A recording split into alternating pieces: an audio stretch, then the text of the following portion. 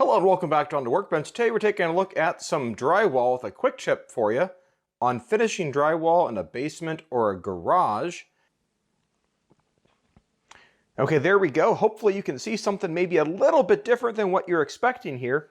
We've got in blue is some mold resistant drywall, and then below that is a 4-inch strip of pressure treated plywood.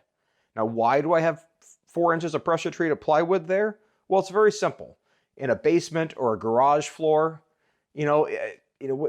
water could come from any number of places. You could have snow fall off a car in winter, you could have a pipe break, you could have a sewage backup, or any number of odd sources of water that could get into a basement or perhaps a garage floor. So whenever I've finished a basement or a garage, I've always made it a point to be able to use a strip of pressure treated plywood and then go ahead and nail it and attach it to the sill plate and my stud there at the bottom.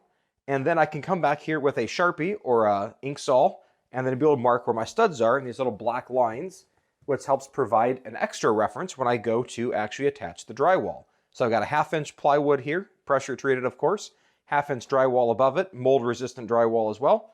And then I can come back and finish it off, and nobody else will be any wiser that that's there when I add a piece of 5 1/4-inch baseboard right on top of it.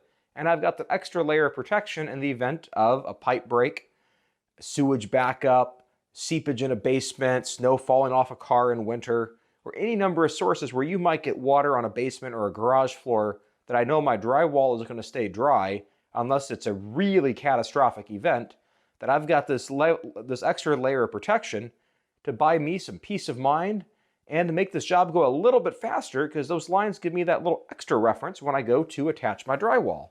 So if you found this little tip useful or interesting, go ahead and give it a thumbs up. Click the subscribe button for more great content like this. Thanks for watching, and as always, have a great day. Bye.